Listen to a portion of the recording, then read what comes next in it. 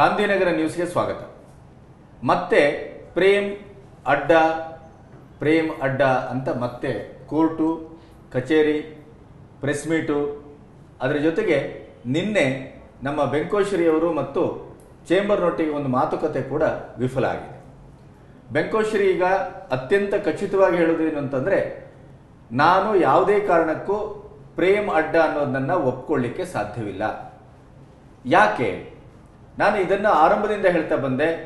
ಅಡ್ಡ ಅನ್ನೋದನ್ನು ನಾನು ಮೊದಲು ರಿಜಿಸ್ಟರ್ ಮಾಡಿದ್ದು, ಆದ್ದರಿಂದ ಅಡ್ಡದ ಸಂಪೂರ್ಣವಾದಂಥ ಹಕ್ಕು ಬಾಧ್ಯತೆ ನನ್ನದು. ಅದಕ್ಕಾಗಿಯೇ ನೀವು ಪ್ರೇಮ್ ಅಡ್ಡ ಅಂತ ಕೊಟ್ಟಾಗಲೂ ಕೂಡ ಅಬ್ಜೆಕ್ಷನ್ ಮಾಡಿದೆ. ಆದರೆ ಚೇಂಬರ್ ಹೇಳಿತು, ಪ್ರೇಮ್ ಅಡ್ಡವನ್ನು ನೀವು ಸೇಮ್ ಫಾಂಟು, ಒಂದು ಸಮಾನ ಗಾತ್ರದಲ್ಲಿ ಅದನ್ನು ಬಳಸಿ, ಹಾಗೆ ಬಳಸಿದರೆ ನನ್ನ ಆಕ್ಷೇಪ ಇಲ್ಲ ಅಂತ ಕೂಡ ನಾನು ಹೇಳಿದೆ. ಆದರೆ ಅವರು ಅದನ್ನು ಕೇಳಲಿಲ್ಲ. ಆದ್ದರಿಂದ ಈಗ ನಾನೇನು ಹೇಳ್ತಾ ಇದ್ದೇನೆ ಅಂತಂದರೆ, ಪ್ರೇಮ್ ಅಡ್ಡ ಅಲ್ಲ, ಅಡ್ಡ ಅನ್ನೋದಕ್ಕೆ ಅಕ್ಕಪಕ್ಕದಲ್ಲಿ ನೀವು ಏನನ್ನು ಕೊಟ್ಟರೂ ನಾನು ಒಪ್ಪಲಿಕ್ಕೆ ಸಾಧ್ಯ ಇಲ್ಲ ಅಂತ ನಾನು ಮತ್ತೆ ಕೋರ್ಟ್ಗೆ ಪಿಟಿಷನ್ ಹಾಕಿದ್ದೇನೆ. ಕೋರ್ಟಲ್ಲಿ ಅದು ಇವತ್ತು ವಿಚಾರಣೆ ಇದೆ, ಮತ್ತೆ ಇನ್ನೂ ವಿಚಾರಣೆ ಬರುತ್ತೆ. ಬಟ್ ಇವತ್ತದು ಸ್ಪಷ್ಟವಾದಂಥ ಯಾವುದೇ ತೀರ್ಪನ್ನು ಕೊಡಲಿಕ್ಕೆ ಕೋರ್ಟಿಗೆ ಸಾಧ್ಯವಾಗಿಲ್ಲ. ಆದ್ದರಿಂದ ಈ ಪ್ರೇಮ್ ಅಡ್ಡ ಅನ್ನೋದು ಒಂದು ಸಂದಿಗ್ಧಕ್ಕೆ ಬಂದು ನಿಂತಿದೆ.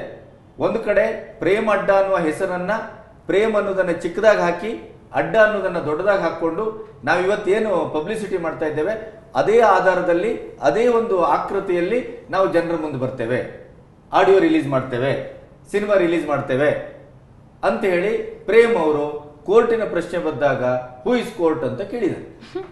ಆದರೆ ಇವರು ಪ್ರೇಮ್ ಏನೇ ಮಾಡ್ತಾರೋ ಏನ್ ಮಾಡ್ತಾರೋ ನನಗೆ ಗೊತ್ತಿಲ್ಲ. ಪ್ರೇಮ್ ಸುಳ್ಳು ಹೇಳ್ತಾರೆ, ಪ್ರೇಮ ಬಾಯಿ ಬಂದಂಗೆ ಮಾತಾಡ್ತಾರೆ, ಪ್ರೇಮ ಮಾತಿಗೆ ಯಾವ ಅರ್ಥಗಳೂ ಇಲ್ಲ ಮತ್ತು ಯಾವ ನೆಲೆಗಳೂ ಇಲ್ಲ. ನಾನು ಮಾತ್ರ ಅತ್ಯಂತ ಖಚಿತವಾಗಿದ್ದೇನೆ, ಕಾನೂನು ಪ್ರಕಾರ ಬಹಳ ಸ್ಪಷ್ಟವಾಗಿದ್ದೇನೆ. ಆದ್ರಿಂದ ನನ್ನ ಹೋರಾಟ ಮುಂದುವರಿಯುತ್ತದೆ.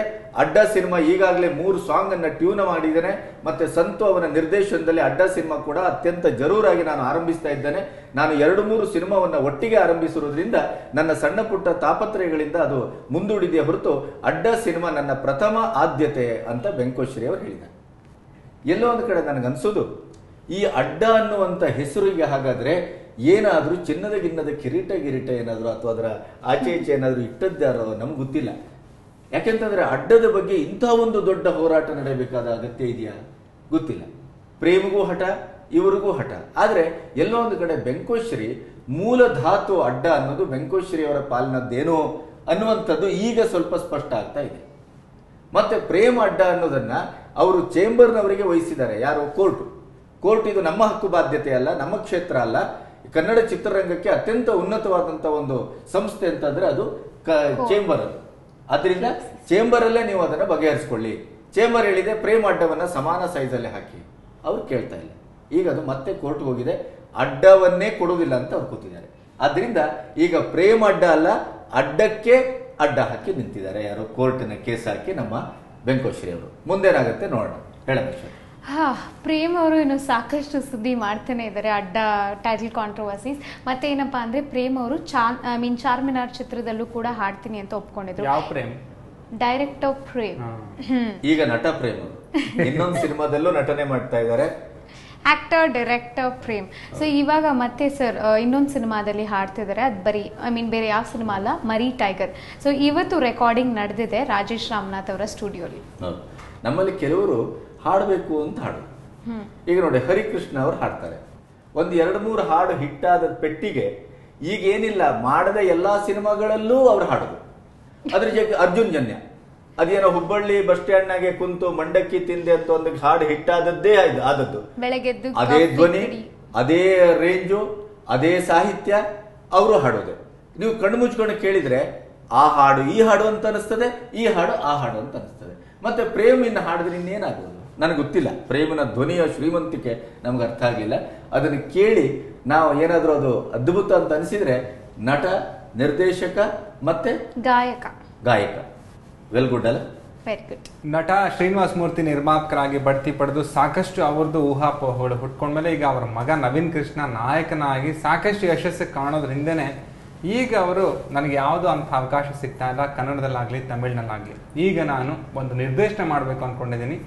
ಲಕ್ಷ್ಮಿ ಮದ್ಯಪಾನದ ಅಂಗಡಿ, ಅಂದರೆ ಆಂಗ್ಲ ಭಾಷೆಯಲ್ಲಿ ಲಕ್ಷ್ಮಿ ಬಾರ್ ಅನ್ನೋ ಚಿತ್ರದ ಮುಖಾಂತರ ನಿರ್ದೇಶನ ಮಾಡೇ ಮಾಡ್ತೀನಿ ಅಂತ ಸಾಕಷ್ಟು ಗಟ್ಟಿ ಮನಸ್ಸಿಂದ ಹೇಳಿದ್ದಾರೆ. ನಿಮ್ಗೆ ನನಗೆ ಅದೇ ಅನಿಸ್ತದೆ, ಅವನ ಬಗ್ಗೆ ತುಂಬಾ ಖೇದ ಮತ್ತು ಪಶ್ಚಾತ್ತಾಪ ಆಗುತ್ತೆ ನನಗೆ. ಒಳ್ಳೆ ನಟ ಅವನು, ಬಹುಶಃ ಅವನು ಬರಬೇಕಾದ ಹೊತ್ತಿನಲ್ಲಿ ಸರಿಯಾಗಿ ಬರಲಿಲ್ವ ಏನೋ ನನಗೆ ಗೊತ್ತಿಲ್ಲ. ಒಂದಿಷ್ಟು ಕಾಲ ಗತಿಸಿದ ಮೇಲೆ ಅವನು ಬಂದದ್ರಿಂದ ಹೆಚ್ಚಿನ ಅಂಶ ಅವನ ಫೇಸ್ ಎಲ್ಲೋ ಒಂದು ಕಡೆ ಹಿರಿತನವನ್ನು ಕಾಣ್ತದೋ ಏನೋ, ಅಥವಾ ವಯಸ್ಸಾದಂಗೆ ಕಾಣ್ತದೋ, ಅಥವಾ ಪಾತ್ರದ ಒಂದು ಅಂಗ ಆಕೃತಿಗೆ ಅವನು ಎಲ್ಲೋ ಒಂದು ಕಡೆ ಔಟ್ ಆಫ್ ಫೋಕಸ್ ಆಗ್ತಾ ಇದ್ದಾನೋ ಏನೋ, ಏನು ಆಗ್ತಾ ಇದೆ ಅಂತ ನನಗೆ ಗೊತ್ತಿಲ್ಲ. ಆದರೆ ಅವನು ಮಾಡಿದ ಪ್ರತಿಯೊಂದು ಸಿನಿಮಾದಲ್ಲೂ ಒಬ್ಬ ಕಲಾವಿದನಾಗಿ ಅವನು ಎಲ್ಲಿಯೂ ಸೋತಿಲ್ಲ. ಅವನು ಒಬ್ಬ ಅದ್ಭುತ ಕಲಾವಿದ. ಕದಂಬ ಅನ್ನುವ ಸಿನಿಮಾದಲ್ಲಿ ವಿಷ್ಣುವರ್ಧನ್ ಅವರೊಟ್ಟಿಗೆ ಎದೆಗೆ ಎದೆ ಕೊಟ್ಟು ಆ ಒಂದು ಸಣ್ಣ ವಯಸ್ಸಲ್ಲೇ ಅಭಿನಯಿಸುವ ಮೂಲಕ ಅದ್ರ ಎಷ್ಟರ ಮಟ್ಟಿಗೆ ತೀವ್ರವಾದಂಥ ಪಾತ್ರ ಪೋಷಣೆ ಆಗಿತ್ತಂತಂದ್ರೆ, ನನಗೆ ಗೊತ್ತಿದ್ದ ಪ್ರಕಾರ ಖಾಸಗಿಯಾಗಿ ಅದರನ್ನ ಆ ಒಂದು ಕೆಲವು ಸೀನ್ಗಳನ್ನೇ ಕತ್ತರಿಸುವ ಮಟ್ಟಕ್ಕೆ ಅದು ಬಂತು. ಅಷ್ಟರ ಮಟ್ಟಿಗೆ ಒಳ್ಳೆ ನಟ ಖಂಡಿತ. ಇನ್ನು ನಿರ್ದೇಶನದ ಮಟ್ಟಿಗೆ ನಾನೇನು ಹೇಳಲಾರೆ. ಒಂದು ಕಡೆ ಗೆಲುವು ಸಿಕ್ಕಿಲ್ಲ, ಒಂದು ಕಡೆ ನನಗೆ ಸ್ಥಾನಮಾನ ಸಿಕ್ಕಿಲ್ಲ, ಅಲ್ಲಿ ನನಗೆ ಹತಾಶನಾದೆ, ನೋವನ್ನುಂಡೆ ಅನ್ನುವ ಕಾರಣಕ್ಕಾಗಿ ನಿರ್ದೇಶನಕ್ಕೆ ಬರ್ತಾನೋ, ಅಥವಾ ನಿರ್ದೇಶಕನಾಗಬೇಕು ಅನ್ನೋದು ಅವನ ನಿಜವಾದಂಥ ಒಂದು ಅರ್ಜು ಮತ್ತು ಕನಸು. ಅದರ ಮೇಲೆ ಅದು ನಿಂತಿದೆ.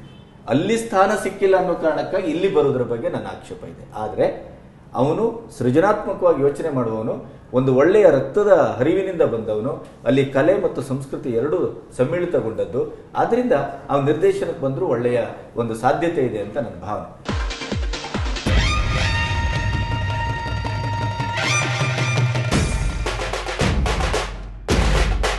ಹದಿನೆಂಟನೇ ಶತಮಾನದ ಐತಿಹಾಸಿಕ ಹಿನ್ನೆಲೆ ಇರುವ ಕಿತ್ತೂರ ಸಂಸ್ಥಾನಕ್ಕೆ ಸೇರಿದ ಸಂಗೊಳ್ಳಿಯ ನಿಸ್ವಾರ್ಥ ಜೀವಿ ಕ್ರಾಂತಿವೀರ ಸಂಗೊಳ್ಳಿ ರಾಯಣ್ಣ.